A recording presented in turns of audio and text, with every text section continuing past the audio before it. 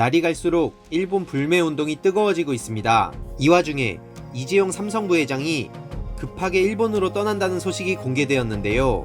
이에 일부 국민들은 이러다 경제 망하는 거 아니야? 오죽하면 이재용이 급하게 떠나겠어. 이런 식으로 생각하며 국내 일본 불매운동을 멈춰야 하는 거 아니냐고 주장합니다. 이런 분들을 위해 오늘도 제가 아주 중요한 사실들을 알기 쉽게 핵심만 요약해드리겠습니다. 먼저 일본이 왜 저렇게 경제보복을 하는지부터 알아봐야겠죠? 과거 일제강점기 시절 조선인들이 일본에 끌려간 거는 다들 잘 아실 겁니다. 이분들이 그간 쭉 배상을 요구해왔으나 절대 승소할 수 없었죠. 결국 한국 법원에 배상을 요구했고 2018년 10월에 배상을 하라는 판결이 확정된 겁니다. 이거에 대해 지금 일본이 반발하고 있는 거고요. 일본 측 주장은 이렇습니다. 1965년 한일 청구권 협정을 맺었는데 이때 일본 정부가 한국에 5억 달러를 줬으니 더 이상 언급하지 말라는 거죠. 하지만 알고 보면 이때 이건 오로지 박정희 전 대통령의 급선무였던 경제발전, 이것을 위해 오히려 과거사 청산의 핵심인 배상을 포기하고 경제협력 명목으로 변질되어 버리고 만 것입니다. 즉 이건 전혀 배상이 아니었던 거죠. 참고로 이때 동남아 국가들은 일본의 배상을 받아내는데요. 미얀마 2억 달러, 필리핀 5억 5천만 달러, 인도네시아 2억 3천만 달러, 남베트남 3,900만 달러 등입니다.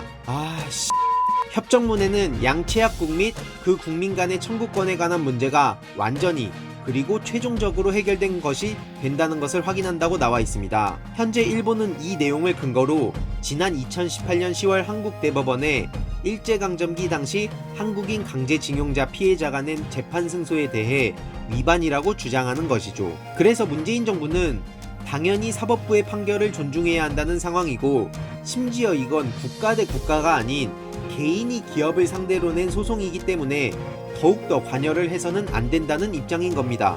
그러니까 다시 돌아와서 이건 1965년 한일 청구권 협정이 한국인의 개인 청구권까지 소멸되었냐? 이게 쟁점이 된 상황입니다. 그런데 1991년 일본 국회에서는 이에 대해 명확히 답변을 하죠.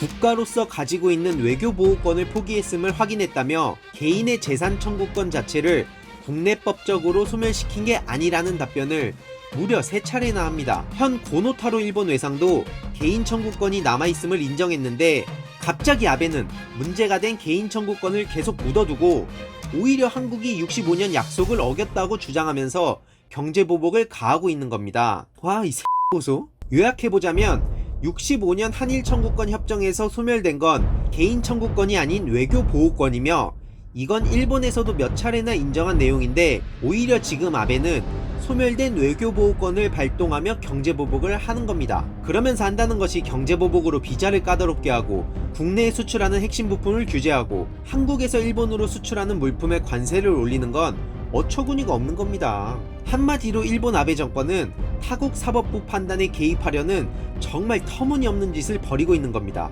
이래도 일본에 고개를 숙여야 한다는 말이 나오십니까? 지금 남의 나라 사법 판결까지 거부하면서 터무니없는 소리를 하는 일본을 적극적으로 옹호하는 게 바로 자유한국당입니다. 여기에 적극적으로 옹호하며 친일운동을 벌이고 있는 게 바로 일베 회원들이죠. 정부는 바뀌었지만 여전히 곳곳엔 친일 세력들이 판치고 있습니다. 특히나 일본으로부터 한 푼도 배상을 받지 못한 이러한 뼈아픈 역사의 출발점이 바로 과거 경제성장에 눈이 멀었던 박정희 정부죠. 그들이 졸속으로 맺어버린 1965년 한일 청구권 협정, 여기에 가려진 조선인들의 희생과 비극, 이 희생의 대가는 국민들이 아닌 박정희 전 대통령과 일부 대기업들에게 돌아갔습니다.